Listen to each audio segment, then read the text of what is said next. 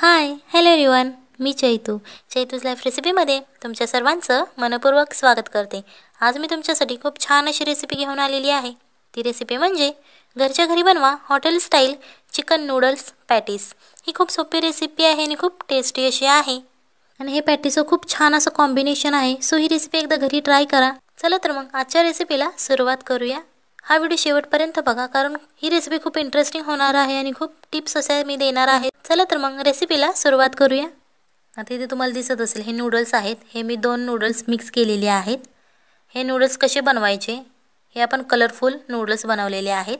हे नूडल्स कसे बनवायचे याची लिंक मी डिस्क्रिप्शन बॉक्समध्ये दिली आहे, तेथून तुम्ही बघू शकता। हे मी 2 प्रकारचे नूडल्स घेतलेले आहेत।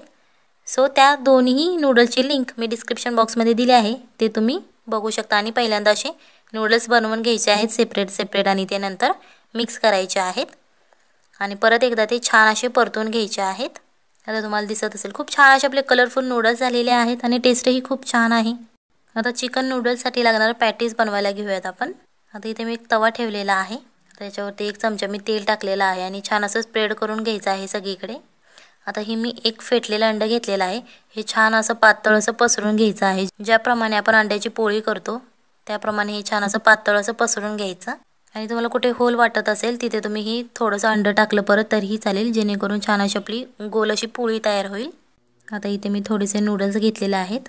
तुमच्या पोळीच्या आकारावरती तुम्ही नूडल्स घ्या। तर जर तुमची पोळी खूप मोठी असेल तर तुम्ही जास्त नूडल्स घेतले तरीही चालतील। आपली आता ही सगळ्या बाजूने अशी पलटून घ्यायची आहे, जेणेकरून पॅटीसचा आकार आपला तयार होईल। आणि जर ही तुमची पोळी चिकटत नसेल तर तुम्ही याच्यावरून अंडं ओतलं तरीही चालेल। आता तुम्हाला दिसत असेल बघा, छान असं अंडं ओतून द्यायचं आहे, जेणेकरून सगळे भाग चिकटले जातील आणि आतले नूडल्स बाहेर येणार नाहीत। आता हे बघा छान असं आपलं अंडं ओतून झालेलं आहे। बघा खालच्या बाजूने आपलं हे छान असं फ्राय झालेलं आहे।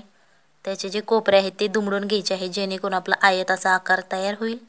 आता हे खालच्या बाजूने फ्राय झालेलं आहे। आता याला आपण पलटून घेणार आहोत। तुम्हाला दिसत असेल बघा खूप छान असं क्रिस्पी भाजलेलं आहे आपल्या एका बाजूने। नूडल्सही छान असे लाल असे फ्राय झालेले आहेत। आता इथे तुम्हाला एक होल दिसत असेल, याच्यावरही तुम्ही अंडं टाकलं तरी चालेल। व्हिडिओ आवडत असेल तर व्हिडिओला लाईक करा आणि जर तुम्ही चॅनलवर नवीन असाल तर चॅनलला सबस्क्राईब करा, जेणेकरून येणाऱ्या नवनवीन व्हिडिओजचे अपडेट तुम्हाला लगेच मिळतील।